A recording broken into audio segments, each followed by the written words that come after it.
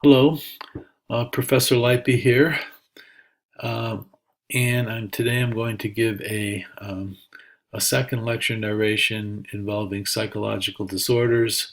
This time we'll talk about mood, thought, dissociative, and personality disorders. And we'll start with mood disorders. So one kind of mood disorders in general basically involve episodic emotional disturbances, episodes of extreme emotional disturbances that kind of disrupt physical, perceptual, social, as well as thought processes.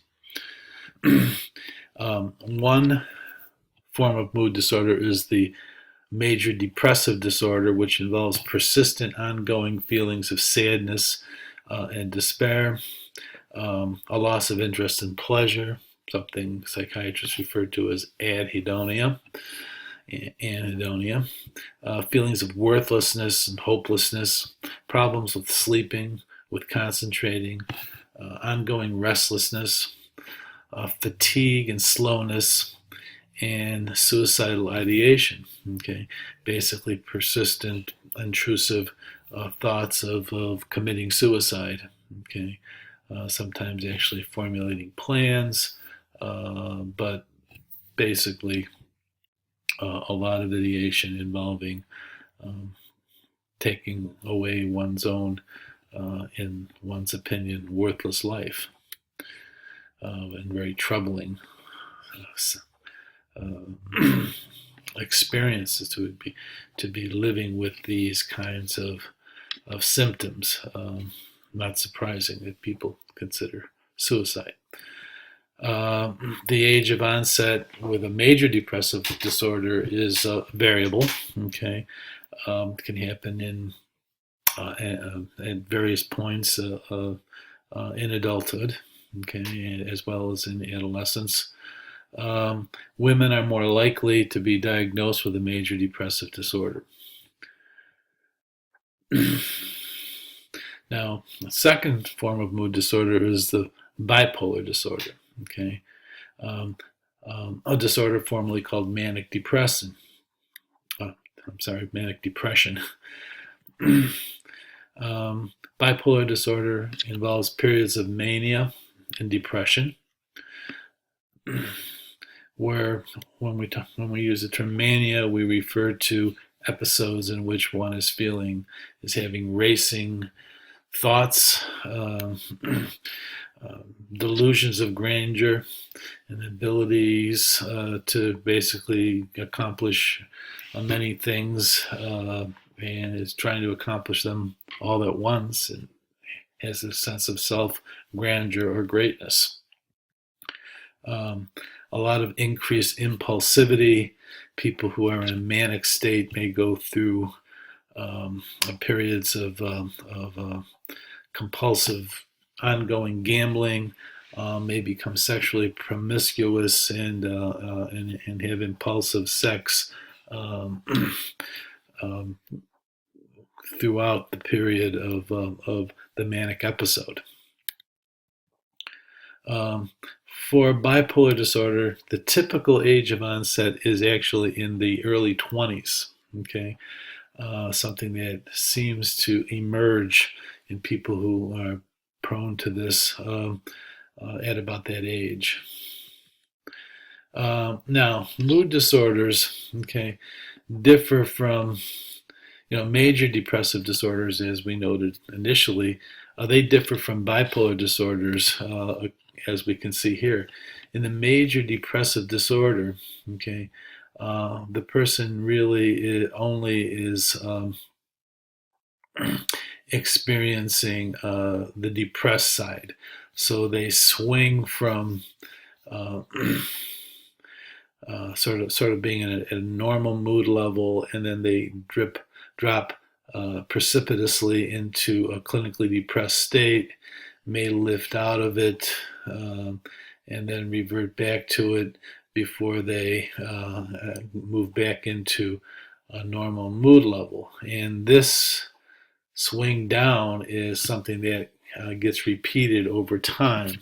Uh, these episodes of clinical depression. Okay, with bipolar disorder, people swing in both directions. Okay, um, so they can move, into an elated manic stage over time, float down toward normal, and then swing all the way to the other side, the other extreme, and become clinically depressed before pushing out of this.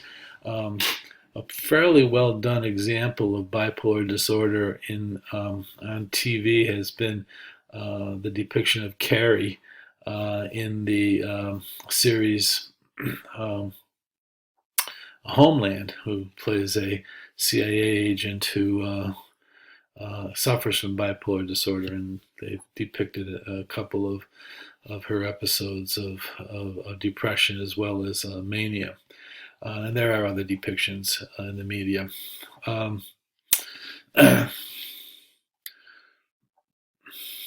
Now, what are the criteria? Remember the DSM-5 descriptions of various kinds of disorders. So what are the criteria that one sees with a major depressive disorder? Well, it's not just one of the symptoms that follows. Basically, in order to be diagnosed as having a major depressive disorder, one has to have one or both of the first two of these symptoms: depressed mood most of the day, okay, and/or markedly diminished interest or pleasure in activities, okay. And on top of having one or two of these symptoms, one needs three of the following: significant increase or decrease in appetite or weight, insomnia, or sleeping too much, or disrupted sleep, basically sleep disturbance, lethargy, or on the other side of the coin, physical agitation, okay, fatigue or loss of energy nearly every day, and a sense of worthlessness, excessive, inappropriate guilt, feelings, and daily problems in thinking and concentrating and making decisions. So an individual who shows one or both of the blue symptoms, okay, and three of the red ones, okay, would be in all likelihood diagnosed as having a major depressive disorder, okay. And it's an extreme kind of, it's not your average depression, okay. Everybody gets depressed once in a while and dejected, but this is something that overwhelms one, not only mentally and emotionally, mood-wise, the mood disorder, but also physically, okay? And it's sort of inescapable, both the physical and the psychological manifestations of it. Oh, we missed one. Recurring thoughts of death and suicide, as we saw previously. Now, it's not just, as I just pointed out, it's not just a depressive reaction, okay? You know, some people make an unfair criticism of themselves or others who have major depression, okay? They'll say something to the effect, there's nothing to be depressed about. Well, if someone has asthma, okay, and has an attack, we don't say, what do you do? What do you have to be gasping about? Okay, asking the first question about depression for someone who is in a major depression is sort of akin to the question about that someone might ask of someone who has an asthma attack. Okay, so it's bad enough to have major depressive disorder, okay, that persists even under good circumstances, okay? And so the advice is don't add criticism by implying that the depression is an exaggerated response, okay? It's a harmful kind of question to ask someone who's depressed because it causes shame, okay? And if one asks it of himself, it also that's part of the whole guilt thing. Why am I so depressed, okay? There's nothing to be depressed about, okay? Sometimes people who are in a major depression will ask themselves, geez, there's a lot of people who are a lot worse off, have many, many more problems and more major problems than I do. So why am I so depressed? Well, of course, the problem is the depression, okay? And it's a real problem. It's not just feeling sad or dejected about something. So, by the way, there will be um, a, a few videos, short videos posted on our Blackboard page under video theater, possibly presented, in a classroom setting, which basically depicts these, gives some examples of people with the kinds of disorders we're talking about today. But depression, major depressive disorder, and bipolar disorder are real illnesses, and they are not just your normal depression, okay? Your normal feeling sad about something or kind of down for a moment or two. They are full body and mental experiences that come upon a person and are difficult really to live through, if you will. So where do they come from? Okay. Well, mood disorders do have some genetic predisposition. Twin studies have suggested that that's the case, and this is especially likely the case with a bipolar disorder. Okay, a strong heritability component with bipolar disorder. There's a very high likelihood that if, for example, someone in the person's family, a parent or a sibling has bipolar disorder, that that individual will be particularly vulnerable to developing this. Neurochemical imbalances are involved. So norepinephrine and serotonin, a couple of the usual suspects with psychological problems. So a deficit of either of these leads to depression. Surpluses lead to mania. And we see the fluctuation in neurotransmitter levels in people who have bipolar disorder. It can be documented. There are cognitive and psychosocial explanations. Okay, so there are some of the things that may precipitate mood disorders. Are environmental and interpersonal relationships, kinds of stressors that get extreme. Now, they are most like that kind of trigger, these kinds of environmental stressors. Okay, basically, not everybody who has these kinds of stressors, obviously, most people don't develop this disorder. But if you're perhaps genetically or neurochemically prone to it, okay, then the trigger might be some sort of psychosocial explanation.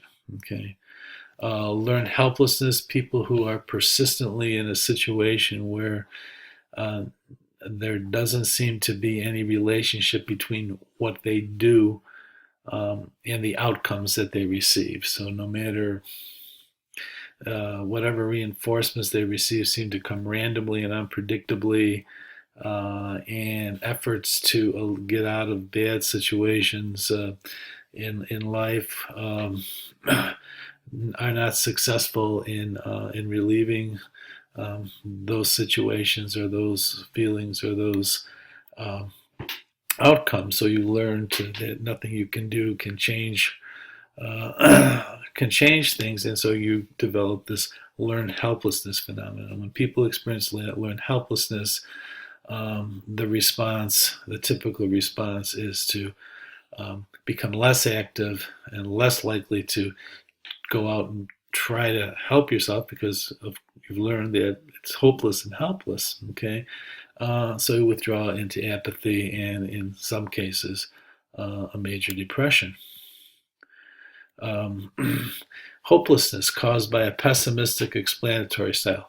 Pessimistic explanatory style, which is something that you should uh, certainly should is discussed um, in, um, in the appropriate module of your textbook. Important idea. And some people explain everything that happens to them as well as to others, okay, in kind of a pessimistic way, okay. So when something good happens, you attribute it to something outside of you. Not going to happen again. I can't control that. Something bad happens, you take self-blame. You explain things. That's just the way it is. It's not going to change. So there's this way of explaining things that is very pessimistic. Um, People who ruminate about their depression, okay, makes the depression worse, okay. But of course, the question is: are cognitions the cause, okay, or the effect, okay? Um, and that's a complicated kind of. The answer is complicated, of course, and it really depends on the situation. And at the same time, um, it becomes a reciprocal process. Okay, that is, you're depressed, you develop these cognitive kinds of styles and and the social situations that are not so good, makes you more depressed, and the depression prompts you into these kinds of states: helplessness, pessimistic explanatory style, which you do more of, you ruminate more, and then, of course, um, exacerbates the depression. Um, Another thing associated with mood disorders is people who have poor social skills, okay, tend to be met with less than positive outcomes, okay, and that in social life, which may bounce back in the form of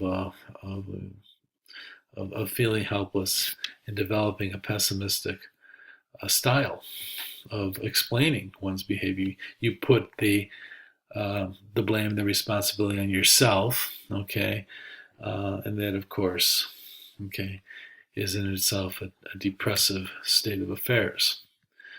Okay, so we see some biological aspects and explanations. We saw that in genetics, neurochemical imbalances.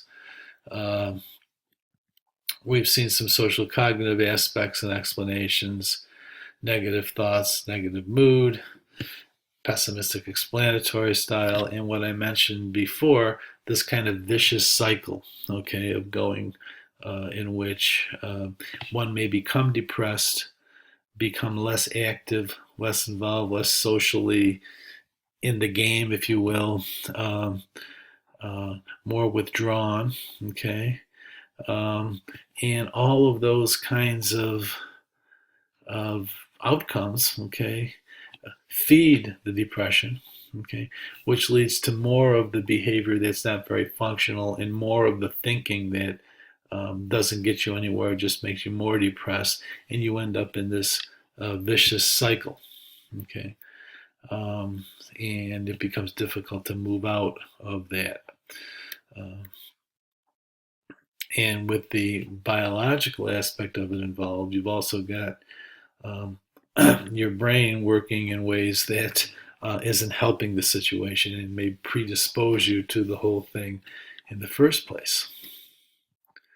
Um, so if we look at the biology of depression, um, brain activity is diminished in depression, increased in mania. Okay, so here's a manic depressive, an fMRI of someone who is manic depressive and bipolar. Okay, so here's a brain scan. Of course, the red and the yellows are more firing, more activity. In the depressed state, we see diminished brain activity. The manic state, we see a lot of activity. and then back to the depressed state 9 days later.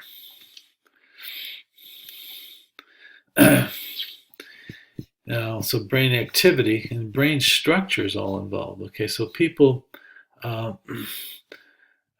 who are suffering major depression, okay, our fMRIs have shown, and other kinds of tests have shown that they have smaller frontal lobes, okay, um, where we're going to see a lot of cognitive control over thoughts being more likely. And in bipolar disorder, we see fewer axons. Okay, so there's less of the of the um, of the neurochemical kinds of transmission that you need to keep things in balance. Okay, so there's the brain is involved, right? The neurotransmitters, more epinephrine we saw in mania, less in depression. In depression, there are reductions in serotonin levels. And both of these, of course, are excitatory neurotransmitters. Okay, so when we get too much, okay, we're getting too much brain activity going on. Remember the racing thoughts, and with the reduction, for example, in serotonin, we're getting less brain activity, less excitatory kinds of activity going on at the synapses. So how can we prevent or reduce depression? Okay, well,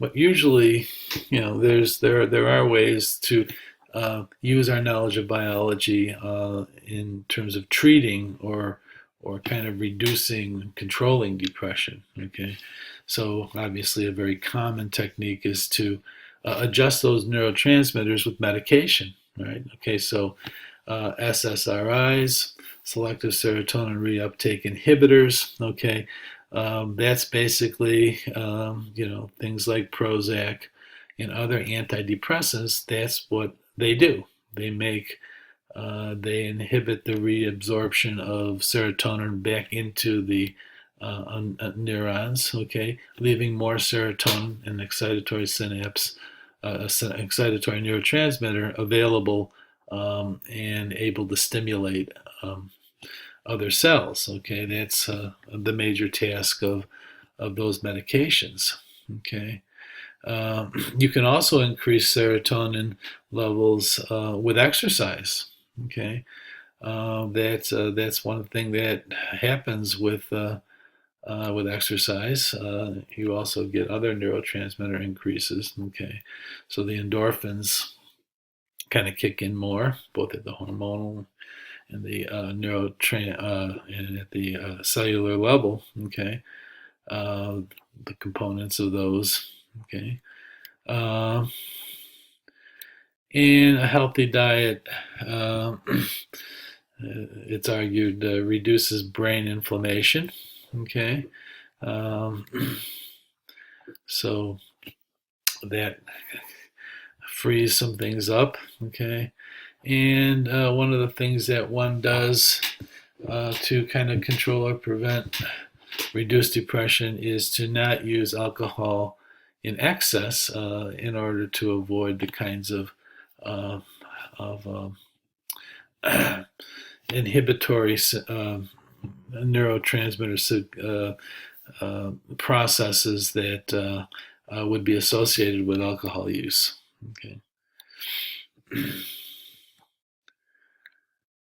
Now, there's also this social cognitive perspective. So, depression we know is associated with low self-esteem. Okay, so people who have low self-esteem, they discount positive information about themselves or about their outcomes, and then they assume the worst about themselves, the situation, and the future. Okay, so low self-esteem leads to these kinds of cognitive activities, cognitive outcomes, if you will.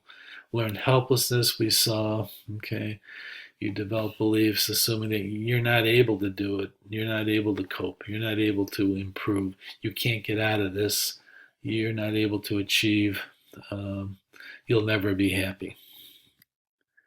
Rumination, you're stuck in this uh, recursive cycle of ruminating bad thoughts. You're stuck focusing on what's bad. Okay. And the depressive explanatory style. Uh, so let's take an example of this. So let's say the problematic event is you broke up with your romantic partner. Okay. So you make some assumptions about the problem.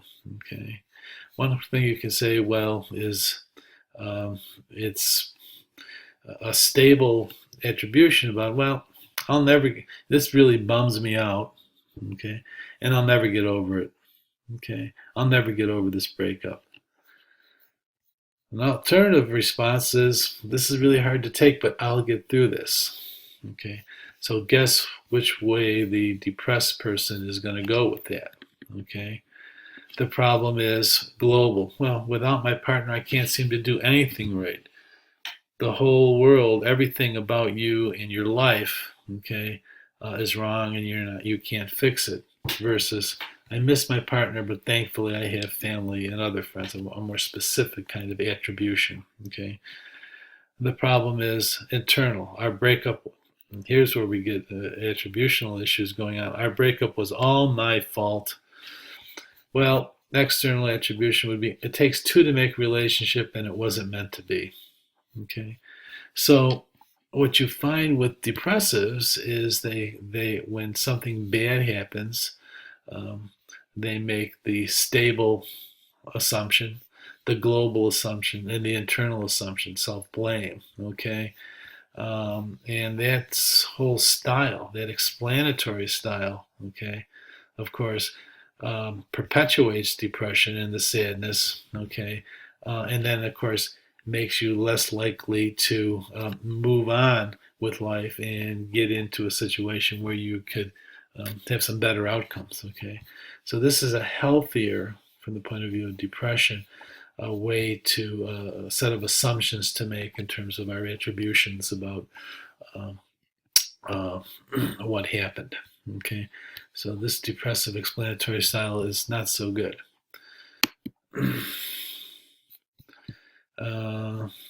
So that leads to depression. Okay, more likely successful coping going down this way. So you get it with the depressive explanatory style.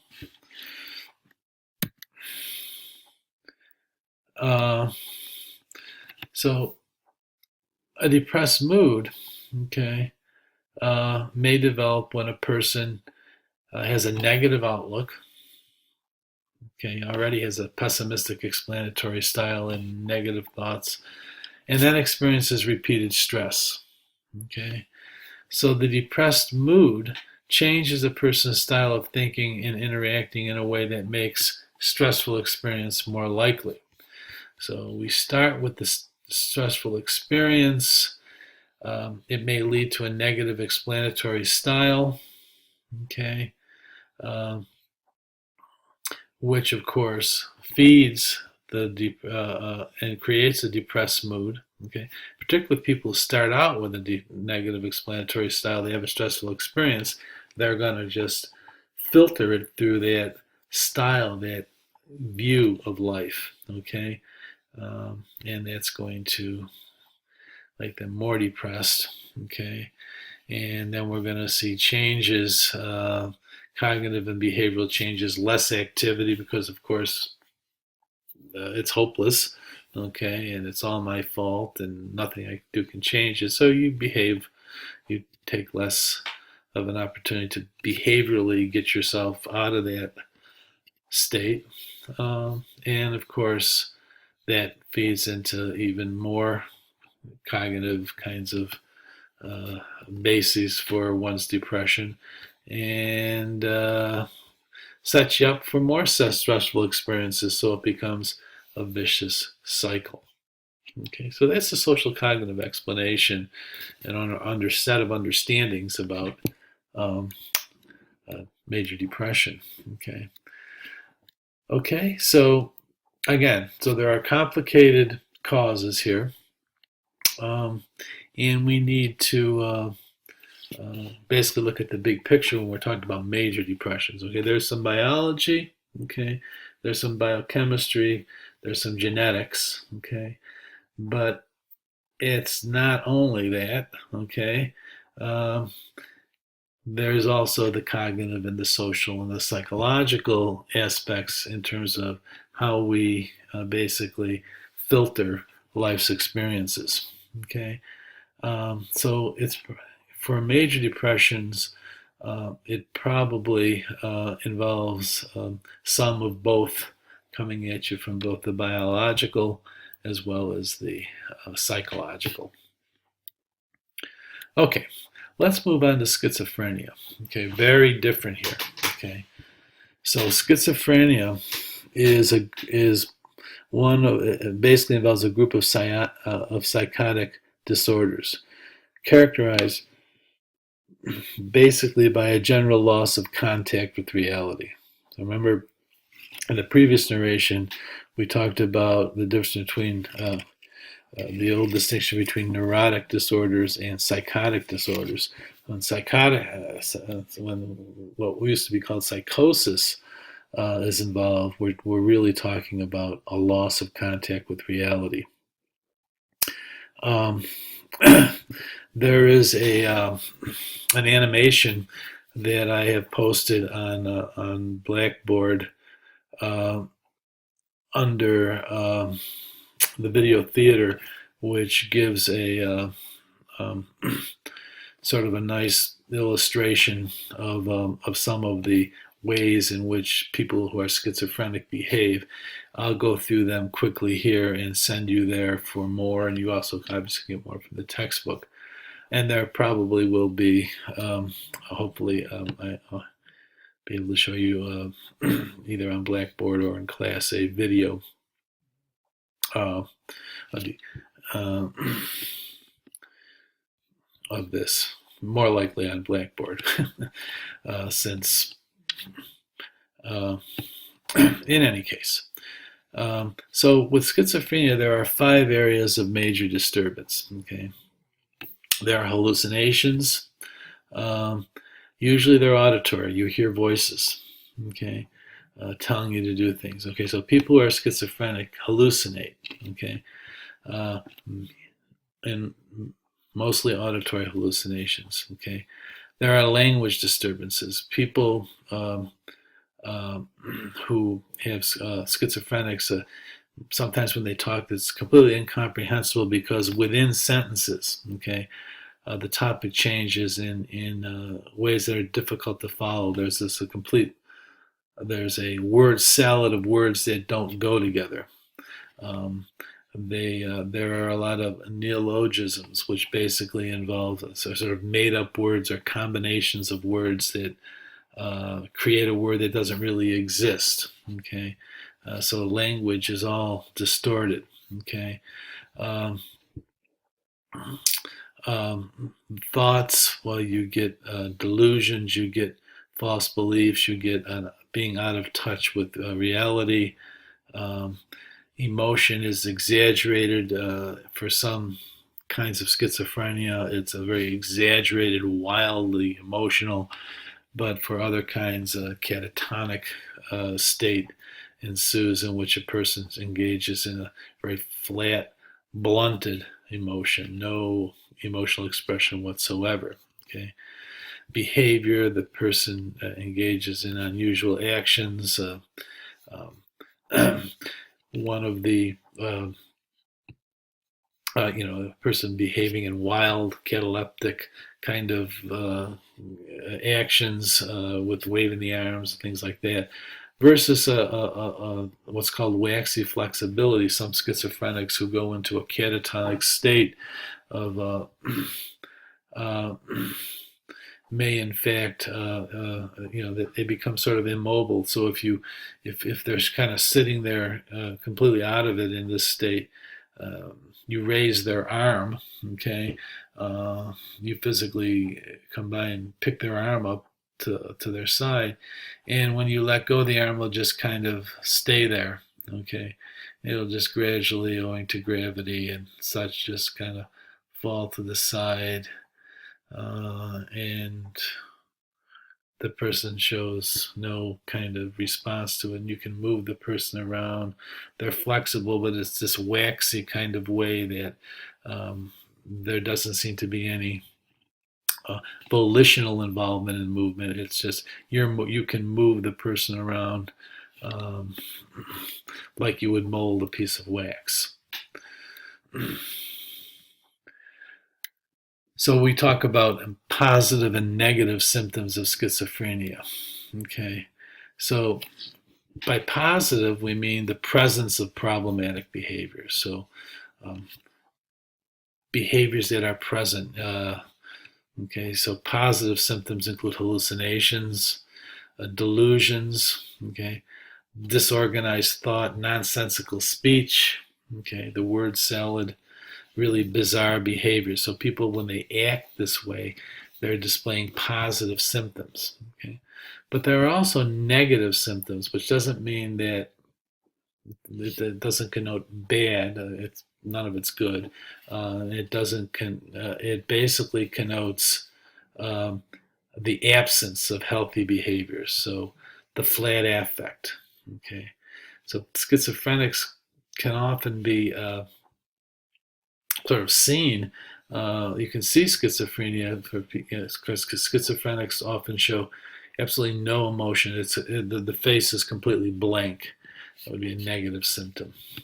Reduced social interaction, isolation, withdrawal. Okay, no feelings of enjoyment. So enjoyment's out of the picture. Okay, anhedonia. So that's a negative symptoms. Is the absence of feeling. Okay, of any positive feeling. No motivation, no focus on tasks, no initiative, um, less speaking, alogia, okay, catatonia, um, less movement. Okay, so these are the negative symptoms of schizophrenia. Um, types of schizophrenia. Well, there's the paranoid variety. Okay, the paranoid schizophrenic basically uh, has delusions of persecution or of grandeur. Okay, um, and basically, if we stay with the paranoid for a second, so paranoid schizophrenics basically have a lot of auditory hallucinations. Okay, so they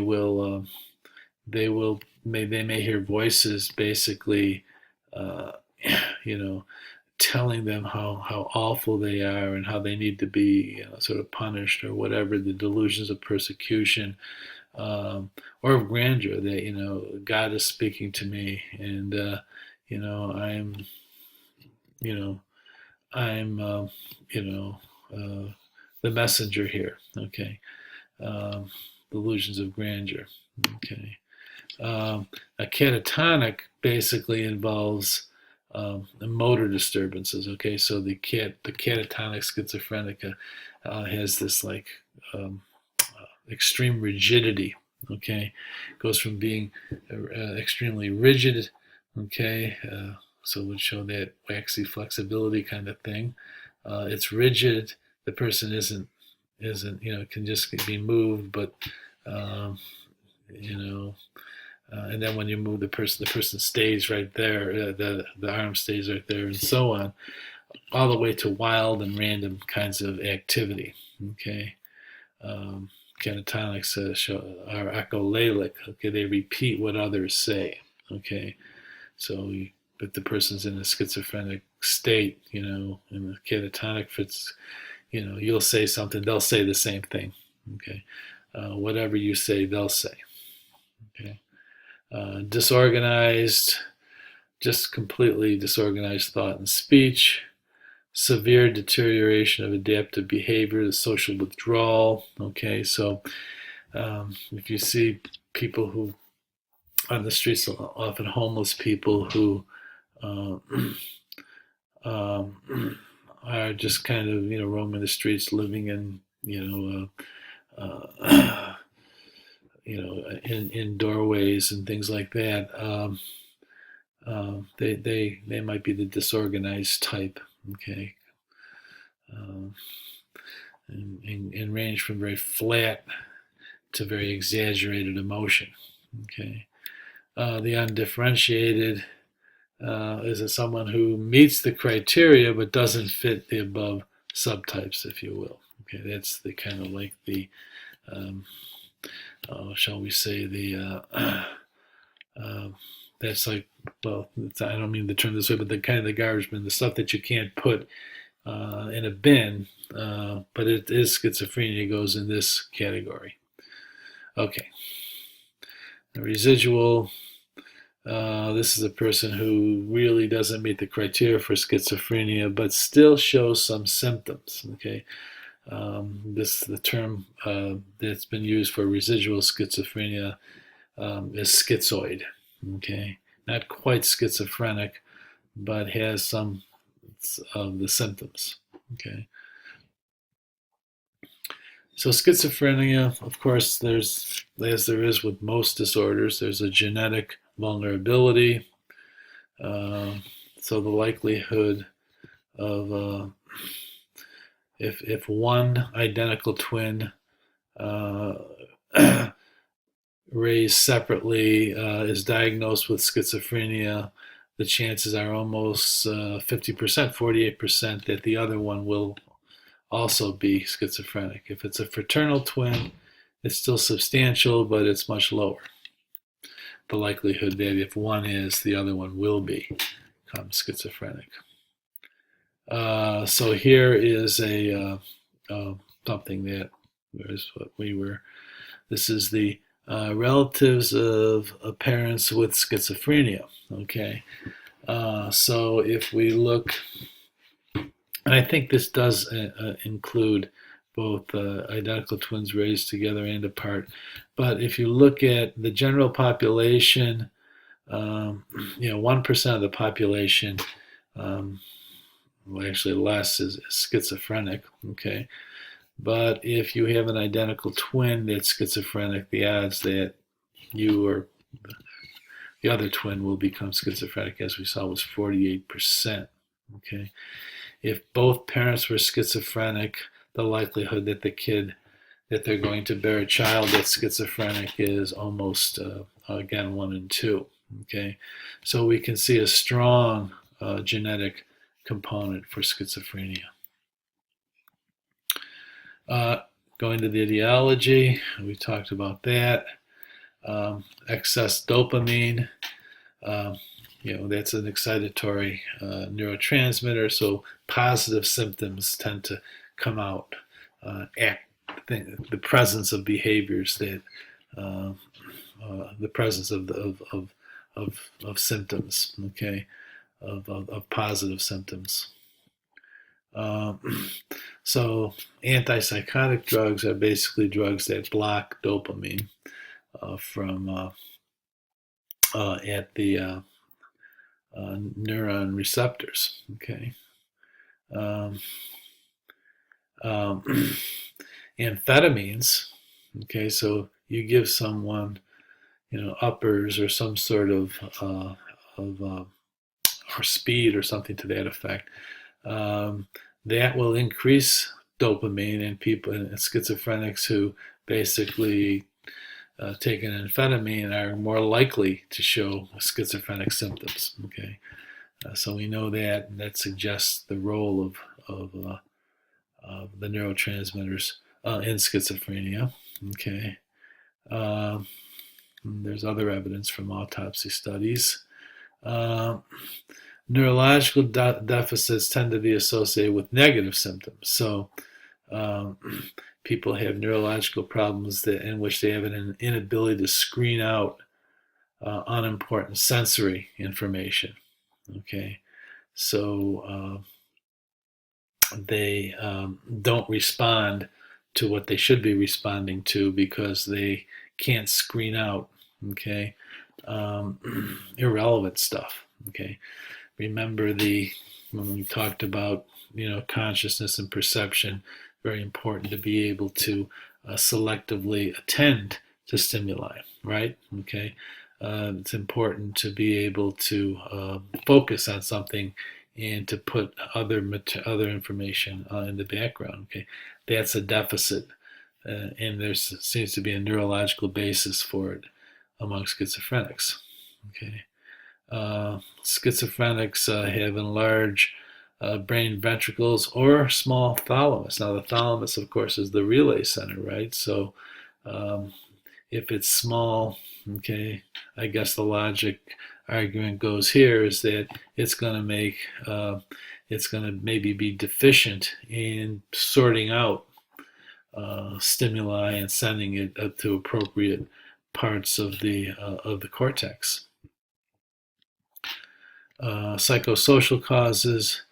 A popular and long-lived model of schizophrenia has been what's called the diathesis stress model, okay, which basically talks about there being like a 1-2 punch necessary, okay. The diathesis is the kind of genetic predisposition, okay, to become schizophrenic, may be associated with all we see with regard to neurology and genetics, okay.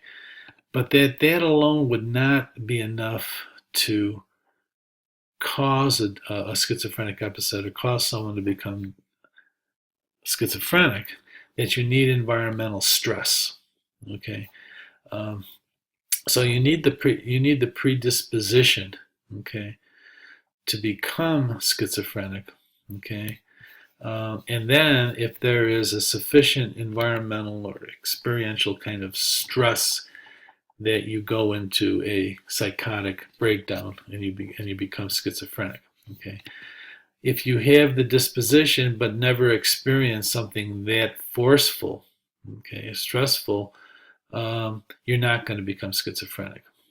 Conversely, okay, if you don't have the predisposition and you experience very, very severe stress, you may develop other problems, okay, but you're not likely to become schizophrenic, okay.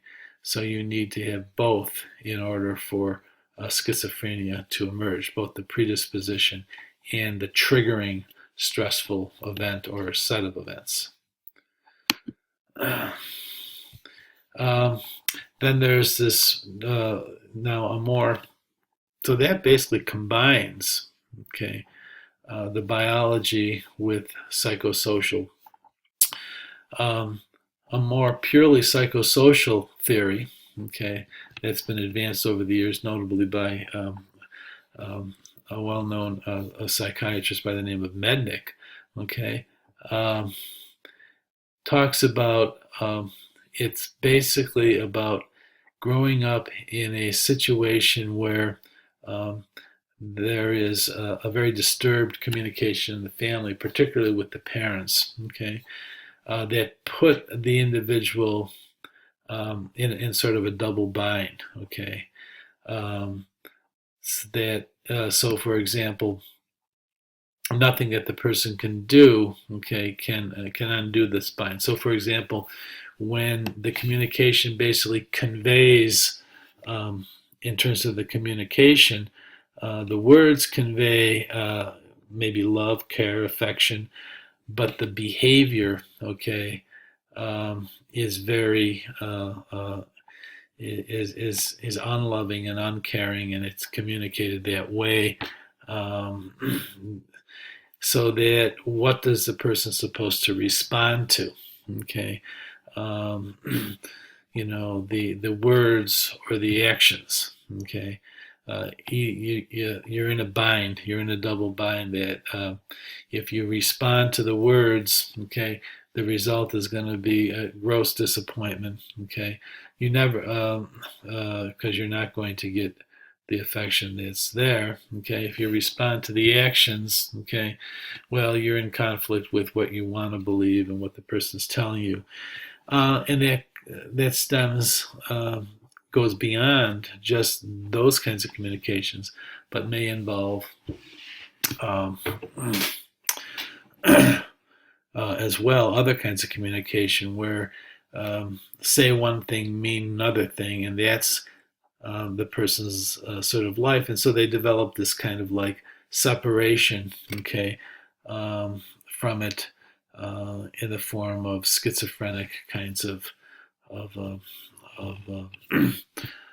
uh, symptoms. Okay, they become schizophrenic as a result of this constant contradiction and ongoing contradiction in their life. One of the things that one that I often do when I am lecturing uh, in uh, in a live classroom is on the blackboard. I'll draw a box. Okay, so one of the examples that's used, you draw a box. Okay, and inside you write everything that is written inside this box is a lie. Okay, so think about that. Draw it yourself. Okay, how do you respond to that? So if you believe it literally, okay, then of course it can't be true because you can't believe it if it's a lie. Okay. Um, Anyways, think about that. That's a good example of a double bind situation where there is really no way to respond to the completely mixed message that you're receiving. Okay, so here are some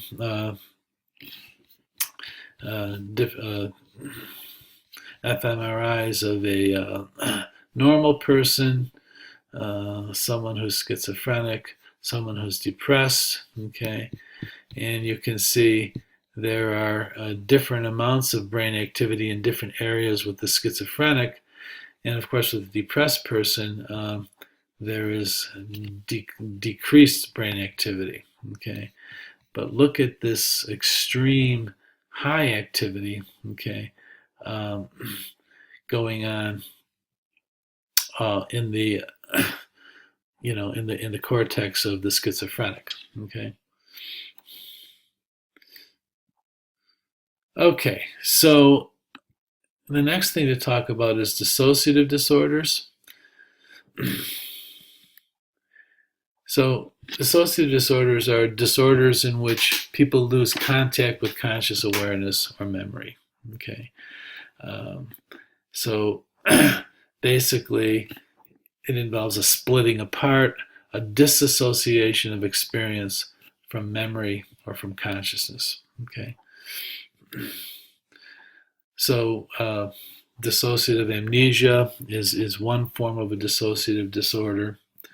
Um, so with dissociative amnesia, this is the sudden loss of memory for important events. That's too big a loss of memory to be normal. Okay, so it's a disorder, and it's typically the case that the event was overwhelmingly emotional or something overwhelmingly stressful, that it's just or the implications of it are, and so there's this kind of sudden loss of it. That's a dissociative amnesia, this kind of extreme forgetting of an important event that just would not happen under normal circumstances. Okay, we're not talking about a traumatic brain injury, okay, or anything here. We're just talking about someone who has this is a purely psychological kind of outcome. Uh, this could be seen as an extreme form of a Freudian defense mechanism, and which one is that? Okay, denial. Okay, so this is an extreme form of denial in which you basically wipe out the memory. Okay, um, the fugue state. Okay, the fugue state is a situation where someone forgets their entire life and their identity, forgotten. Okay, so there have been examples of a fugue state in which an individual basically, let's say, you know, is living in New York City. Okay, that's where the person spent their life. Um, then one day, um, they wake up in a hotel room in Rochester, New York, and they basically have no idea who they are or how they got there. Okay, and then they remember, oh, now I remember who I am. Okay, but how did I get here? Okay, what am I doing 300 miles from my home? Okay, um, and why is it, you know, February 15th? The last I thought knew it was February 3rd. Okay, well, the person went into a fugue state. Okay, and a fugue state basically is where a person just basically and suddenly just forgets who they are. They go off somewhere. They go do something. They go wherever they go. Typically to another city, to another community, and just hole up there. And and then they come out of it days later, sometimes even months later. But usually it's a matter of days. Okay, um, and so typically, a fugue state ensues after a person has experienced some overwhelming stress or is in a situation where life has gotten just too much to handle. Okay, so for example, the business person who just the problems have just become overwhelming. The company's in trouble. There's don't know what to do. It's completely stressed out and freaked out about it.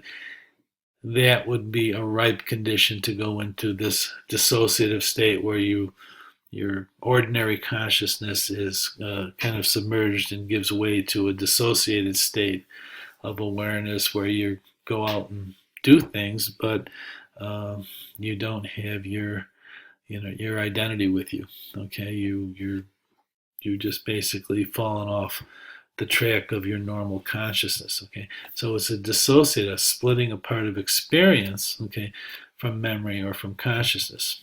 Okay, um, a good example of this, if we're going to stick with the TV shows, Breaking Bad. Uh,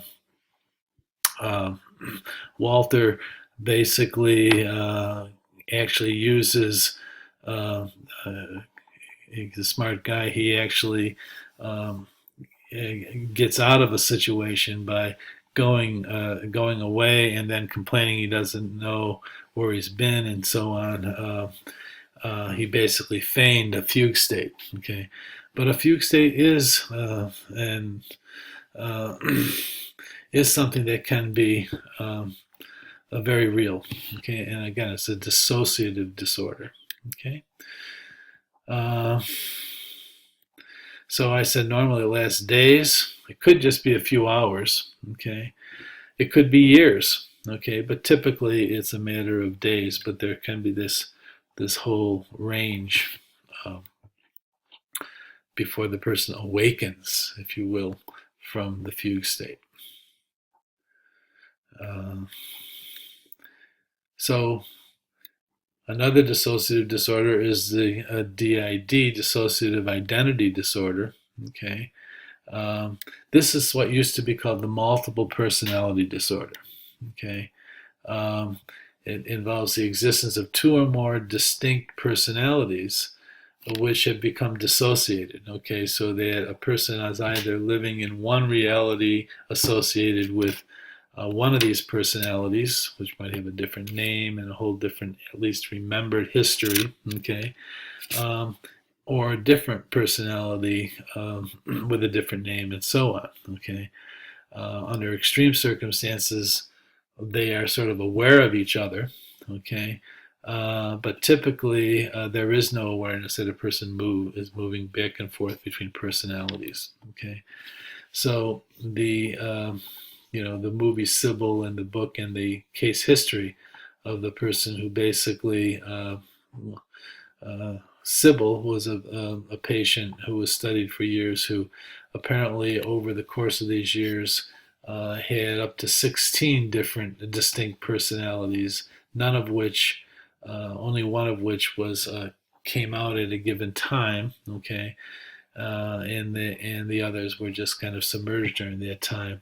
And did have a situation where the personalities actually were aware um, of the others. Okay, so there was at some level an awareness of this dissociation going on, but it wasn't something that was could be rationally understood by the person.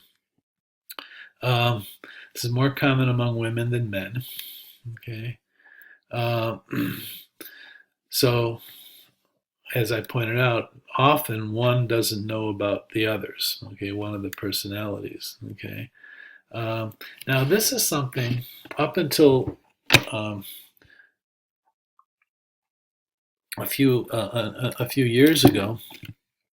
Um, there were only like maybe 100 cases over many years that really diagnosed as legitimate cases of what was then called multiple personality. Now now there's been an upsurge in what we now call dissociative identity disorder. By the way, notice that this involves multiple personalities. Okay, so it's not a split personality. Okay, that term, I guess, could be used to describe this more aptly. Sometimes people talk about schizophrenia as being a split personality, but with schizophrenia, the split is not between identities, it's a split between a separation of emotion from cognition, from thought. Okay, so that the person is, that's where the schizo comes from, the the split personality as defined in terms of schizophrenia. It's not what we're talking about here. Okay. So why is the cases of dissociative identity disorder on the rise? Okay.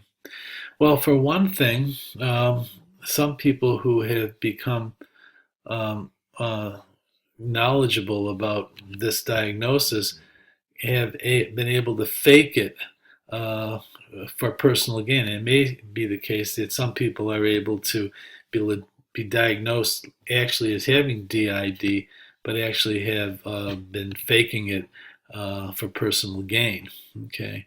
Um, Now, one person who was caught doing that, and that's why his picture is right there. Okay, he did not have dissociative identity disorder. Okay, um, but in fact tried to use it as a defense, insanity defense in a trial. And that was the case of the Hillside Strangler. Okay. The Hillside Strangler, Kenneth Bianchi, okay, um, basically was responsible for a whole series of murders in the hills of Southern California, and then later, I'm sorry, more before that, in Western Washington State. Okay, he was a serial killer, a serial rapist, um, and it's interesting. A loose connection with Kenneth Bianchi. Kenneth Bianchi is originally from my hometown, which is Rochester, New York, but he lived in one of the suburbs. Okay, and he actually was in the same graduating class at the high school that my former wife went to, who um, and was actually in the same homeroom with her for 4 years, and they graduated in the same year from Gates Chili High School in suburban Rochester. And she sat in front of this guy in homeroom for for all those years. Okay, knew him a little bit because they arranged the seating according to last name. His name was Bianchi. She was in front of him with an A last name, Amico, and so there was this cat. Years later, we find out that this Hillside Strangler, okay, for which there are lots of documentaries you can get on YouTube and Netflix and so on. Okay, was in fact the Hillside Strangler. But getting back to the story, okay, So when he was finally apprehended, he he feigned, that he had multiple personalities. So he's got psychiatrists interviewing this guy and stuff who really was really a psychopath, as we'll get to in a second. Um, and he had psychiatrists and psychologists and even police officers, but less so, fooled. Okay, um, and it was ultimately discovered that he was faking by a social psychologist, and also a clinician by the name of Martin Orne, okay, who was one of the major researchers in the field of hypnosis. You can read about him in the appropriate part of the textbook. Um, but anyways, he was able to scam the guy, to set up a situation where he uh, uh, basically made a suggestion, put him under hypnosis, and made some suggestions that it is known that it was known from prior research that if he really did have a dissociative identity disorder, he would not follow up on these hypnotic suggestions in this particular way, uh, but yet he did. Okay, he took the bait and he behaved in a way that you would not expect a dissociative identity disorder person to be able to. Okay, and was uncovered. Okay, as not having DID. Moreover, when his home was searched, okay, they found in his basement an entire library on with psychology books and treatises and so on, mainly dealing with this disorder. So he was schooling himself in how to behave this way.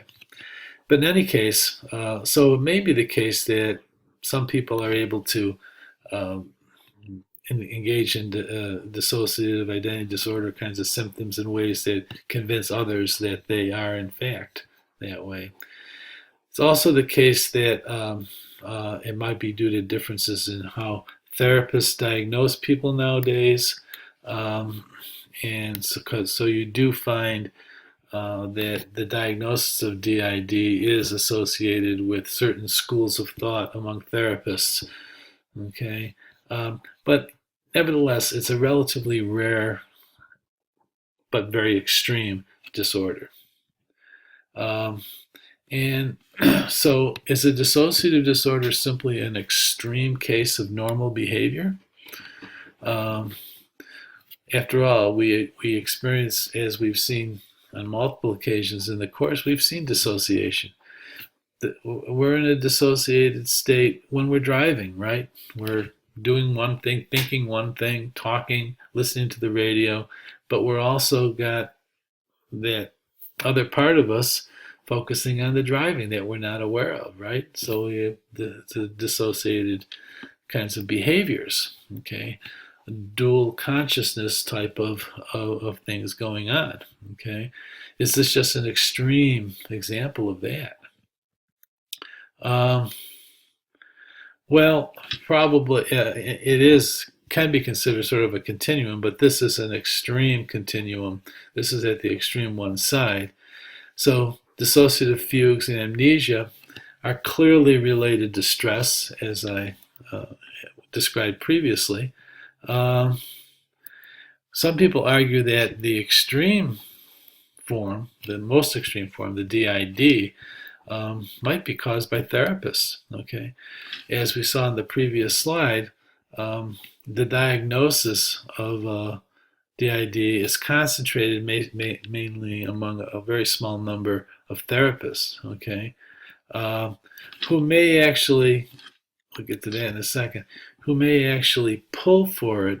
Okay. In the way they treat and interview and diagnose and interact with their patients. Is DID caused by sexual abuse? There is some evidence that when DID does occur, okay, um, you're more likely to find in the background, okay, um, child sexual abuse. That's overrepresented among people that have DID, and also people who have experienced other forms of very severe kinds of trauma. Okay, so that's an extreme reaction to perhaps extreme situations, and you could understand the link. Okay, so um, if you're a victim of child sexual abuse, okay, it can be and you're really too young, too vulnerable to process this in any kind of way that you can just tolerate it, if you will.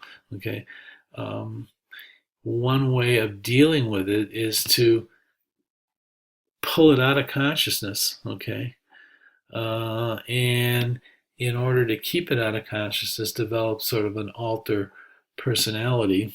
Okay, that isn't aware of it. Okay, and so it's allows it to stay repressed.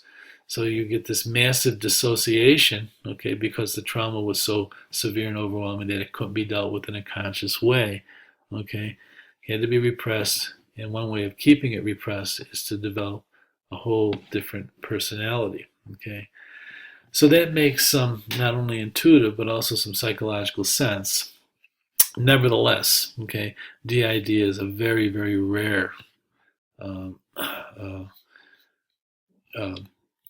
if it is a response to these kinds of traumas, it's a rare one and it's an extreme one. But it does seem to be a real one.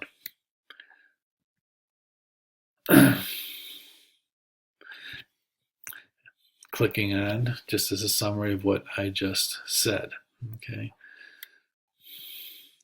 Okay, well, this is getting to be a long narration, but let's try to get through antisocial personality disorder, our everyday psychopath. Okay, um, formerly called psychopathic personality, sociopathy. Nowadays, the term is, with the DSM-5, antisocial personality disorder. Prominent characteristics: lack of concern for the rights and feelings of others. Okay, so the psychopath, okay, the person with antisocial personality disorder is someone who's characterized as having lovelessness and guiltlessness, rejects social norms, manipulative and aggressive, charming with good manipulative skills, no remorse for transgressions. Psychopaths are overrepresented in prisons. It's correlated with criminal behavior, to be sure. Psychopaths are more likely to be men, and psychopaths are likely to be pretty smart. Okay, and they also tend to engage in a lot of risk taking, a lot of behaviors that show a stimulation seeking. Okay, risky, stimulating, exciting kinds of situations are sought and engaged in behaviorally. Okay. And these yellow highlighted qualities, okay, lovelessness and guiltlessness, lack of concern for others, okay, lack of remorse for doing bad things, high stimulation seeking, they all seem to be contributed to by an underactive or underreactive autonomic nervous system. Remember the autonomic nervous system, okay, the thing that we get, it pumps us up, okay, that when we're under times of emergency or stress, all the ANS kind of kicks in and becomes the dominant reaction. Well, that seems to be underactive among, it's hard to get them aroused. It's hard to get them excited, a psychopath excited. It's hard to get them to experience stress, okay? So there are some famous studies, the so-called shock expectation studies, where compared normal people with people who had been diagnosed as having antisocial personality disorder. And the setting that you put them in is that they are seated in a chair and they're hooked up to all kinds of electric, physiological measuring kinds of device, electrodes and stuff, and their heart rates assessed, and other things that would detect arousal, anxiety, stress, activation of the ANS. Okay, now, and then basically they do a bunch of tasks and stuff, but they're told in 10 minutes, okay, you're going to receive a relatively severe electric shock. Now, for normal people, what you see is okay. They're okay. They get, when they're told that, they get this, I don't know, burst of anxiety, but then they just kind of calm down. But as it gets closer and closer and closer to that 10-minute time when you're going to get zapped, the normal person starts showing increasing levels of anxiety and arousal. Their ANS is activated. Their heart's beating faster. They start breathing heavier. Okay, they start sweating more, galvanic skin response, all of the symptoms. Okay, you even see greater pupil um, expansion, and so on and so forth. Okay, all this stuff. What about the psycho? So you're getting anxious as you approach when you're going to get zapped. The psychopath flatlines. Okay, they show much less arousal even as they get close to being shocked. Okay, they show a flat line in terms of their ongoing physiological arousal. So they have this underactive autonomic nervous system. So psychopaths, okay, tend to be the type of, so they don't experience love, okay, they don't experience guilt, okay, and so on down the line, okay. It's Scott Peterson a few years ago. He, he took his wife to, I forget what national park it was, and, murdered her, left her there, did some other bad stuff, and then he was started a whole new life with picking up with another woman, and took all the money from the first marriage, and eventually was caught and denied it, of course, and there was this trial, and it turned out his behavior was extremely, just as described here. Okay, he was clearly a psychopath. Showed no remorse, showed no emotion whatsoever over the things he had done, and was able to lie with a straight face and make up a highly articulate and relatively convincing story of his innocence, which didn't exist. Okay, so people like him, serial killers and sexual sadists, Ted Bundy, Ken Bianchi, the Hillside Strangler. These are all examples of psychopaths. Okay, most of them are not quite as extreme. Okay, they don't have they don't commit necessarily murders, but they do swindle people, manipulate others, feel no guilt. They go in serial kinds of relationships where they get involved with a woman because they're very, very charming and so on. May take all their money and then just dump them, move on to the next one, enlist people in helping them commit various kinds of crimes and stuff like that. Okay, that's your psychopath. So with the psychopath, what's the etiology here? There's a genetic predisposition. Okay, we talked about the underactive autonomic nervous system. Okay, if you look at the history of people who are diagnosed as psychopaths, child rearing characterized by cold and distant parents, and parents who are inconsistent in application of rewards and punishments. So there might be, attachment factors get into. Remember, attachment and secure attachment and forming bonds and all that stuff in early. Um, so someone who is a psychopath has antisocial personality disorder may in fact have never satisfactorily formed attachments and have the issues associated with that that contribute to the becoming a psychopath. Okay, all these things lead to the development of the cool demeanor. Okay, so if you've had this kind of inconsistent, sometimes cold, distant parents and stuff, one way to deal with that, and it becomes a personality quality, is you distance yourself. You have this cool, that doesn't bother me. So you kind of look involved, but you never really learn empathy. You have this kind of cool demeanor. You're not able to define right and wrong. Okay, only in terms of what avoids punishment and blame. So you're living in the pre-conventional stage of Kohlberg's development of morality. Okay, psychopaths can't conceive readily of right and wrong.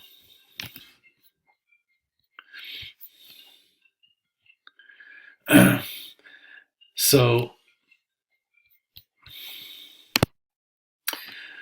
antisocial personality disorder is indeed a real psychological disorder that, as we've said, is involved in a small but significant percentage of crimes. Okay, it is a disorder. Okay. We talked about, it's like swindlers and charmers and grifters are likely to be may have some psychopathy or antisocial personality disorder in them. Okay, and if we add sexual sadism, okay, to the mix, okay, that's where you get your serial sexual killers like the Hillside Strangler, like Ted Bundy. Okay, like Arthur Shawcraft. There are a whole litany of these individuals, and for the most part, they're all psychopaths, but they have more to it if they get into this level of ugliness, if you will. Now, let's finish things up by looking at abnormal behavior and the law. Okay, so insanity and mental illness. Okay, so insanity is a legal term, not a psychological term. That has to do with a person's capacity to have understood the difference between right and wrong at the time that they were committing a crime. Has to do with issues having to do with irresistible impulses. But it's, and this is something that can be tried, okay? And so often it's argued a person has a mental illness which makes them insane so that they can pass so that they can be declared insane and be not guilty for that reason. But it's not a psychological term, okay?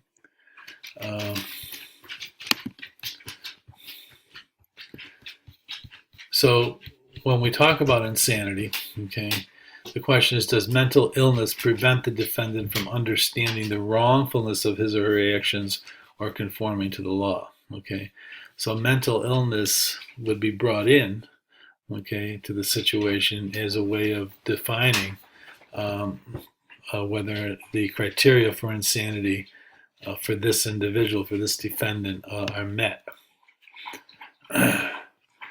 Most mental disorders do not meet the legal definition of insanity.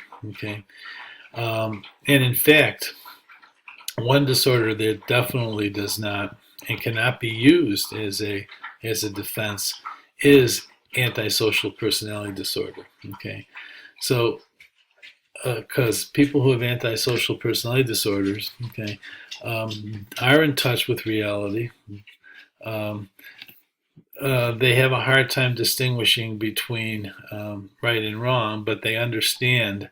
They aren't in terms of their own behavior, but they do understand uh, in terms of the law the wrongfulness of their actions. Okay, uh, they know that the law and that society disagrees. So that's one mental illness. Okay, that cannot be brought to bear on an insanity defense. That is antisocial personality disorder. Others can. Okay, particularly those that involve loss of contact with reality. Okay, such as major depressive disorder, bipolar, schizophrenia, um, things like that. Uh, and the insanity defense, okay, is rarely used. Okay, uh, we we commit the we use the availability heuristic very often when we're thinking about the insanity defense because very famous cases have tried it. Okay, so that they're available, they're in the news and so on, but um, there aren't really a whole lot of such cases, but we think of them as more prevalent because they more prevalently find their way into famous, very available, very vivid instances and cases that reach the media. Okay, that's that, and talk to you next time.